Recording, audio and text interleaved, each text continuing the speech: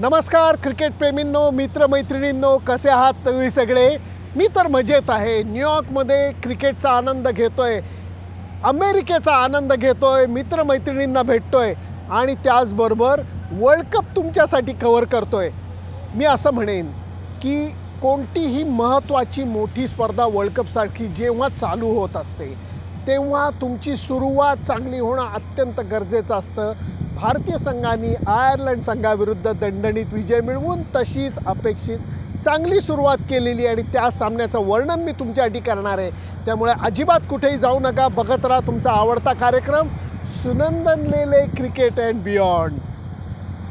एखाद्या दिवशी सगळ्याच गोष्टी मनासारख्या घडत जातात. नासाव काउंटीच्या विकेटचा विचार करता नाणेफेक जिंकणारा कॅप्टन पहिली बॉलिंग घेणार. सगळ्यांनाच माहिती होतं रोहित शर्माला नेमकी ती संधी मिळाली. त्यांनी बॉलर्सना पहिली बॉलिंग करायची संधी दिली आणि त्याचा फायदा भारतीय बॉलर्सनी जबरदस्त उचलला. अर्शदीप सिंगनी सुरुवातीलाच 2 विकेट काढल्या आणि त्याच्यानंतर हार्दिक पंड्या, ज्याला गेले 6 महिने क्रिकेटनी अक्षरशः तुडवलेलं होतं. मी प्रिव्ह्यूमध्ये तुम्हाला सांगितलेलं होतं की क्रिकेटमध्ये कधीच कोणाला सारखं यश किंवा सारखं अपयश मिळत नाही.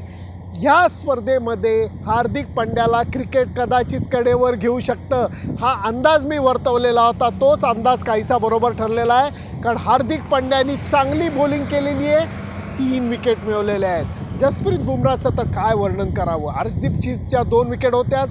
जसप्रीत बुमराला तर इतके भेदरून खेळलेले आहेत आयरिश बॅट्समन की 6 रन्स फक्त त्याच्या 2-3 ओव्हरमध्ये गेल्या.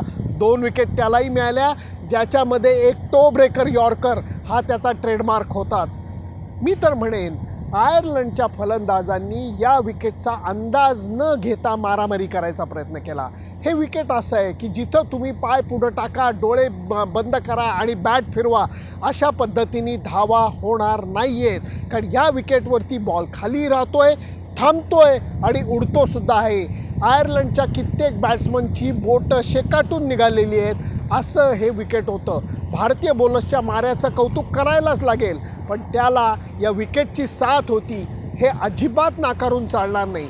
आयरिश फलंदाजांनी जर का बॉल टॅप केला असता, धावा पळण्याचं तंत्र दाखवलं असतं तर कदाचित त्यांच्या 125 धावासुद्धा झाल्या असत्या.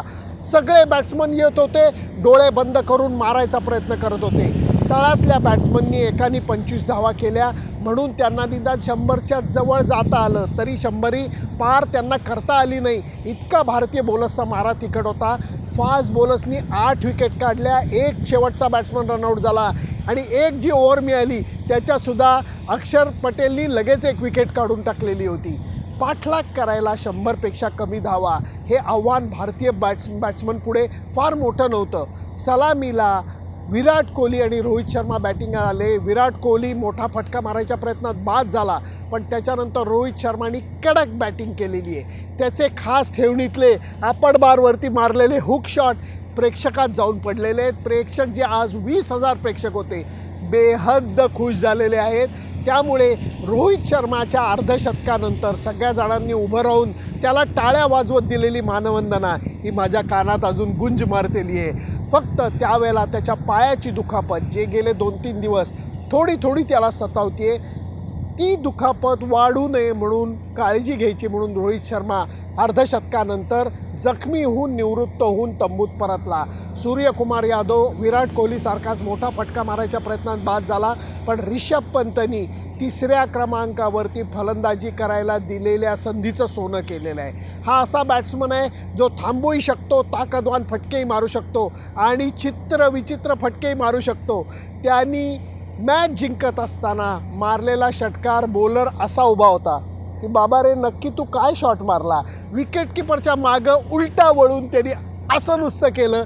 10 रो. आणि लक्षात घ्या, नासाव काउंटीचं ग्राउंड अजिबात छोटं नाही आहे, भरपूर मोठं आहे.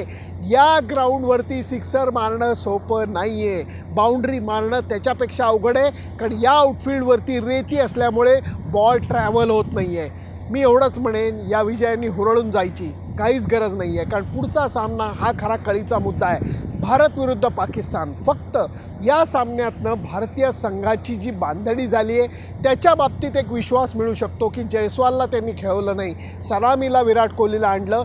अष्टपैलू खेळाडू होते जे 4 रवींद्र जडेजा, अक्षर पटेल ही एक जोडी लक्षात घ्या, शिवम दुबे, हार्दिक पांड्या ही एक जोडी लक्षात घ्या. याच्यामुळे भारतीय संघामध्ये 8 नंबरपर्यंत चांगले बॅट्समन असतील अशी सोय या विकेटचा विचार करून संघ व्यवस्थापनाने केलेली आहे.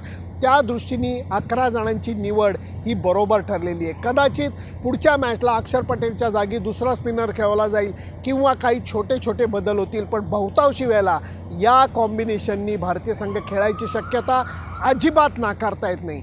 मी म्हणेन विजय हा कधीही महत्त्वाचा असतो, त्यातनंही पहिल्या सामन्यातला विजय हा अजून तुमचा विश्वास वाढवणारा असतो. या सामन्यातनं एक गोष्ट भारतीय संघाच्या बॅट्समनला कळली असेल, या विकेटवरती बॅटिंग करणं अशक्य नाही आहे, फक्त सहज सोपं नाही आहे.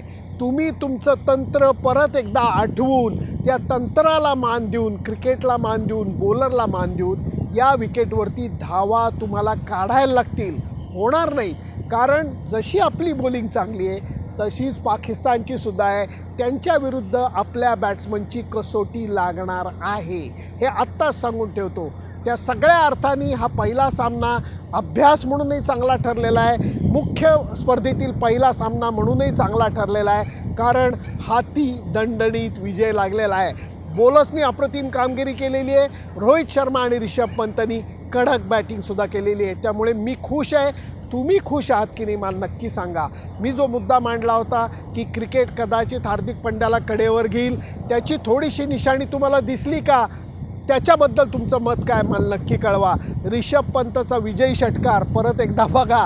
हा नंतर त्याचबरोबर रोहित शर्माचे हुक पुल मला आवडले, तुम्हाला आवडले की नाही मला नक्की सांगा. फक्त त्याच्याकरता माझं फेसबुक पेज, माझं इंस्टाग्राम अकाउंट आणि यूट्यूब चॅनल लाईक, शेअर आणि सबस्क्राईब करायला विसरू नका, कारण तुमच्या पाठिंब्याच्या जीवावरतीच मी तुमचा प्रतिनिधी म्हणून अमेरिकेमध्ये आलेलो आहे आणि नंतर वेस्ट इंडिजला जाणार आहे.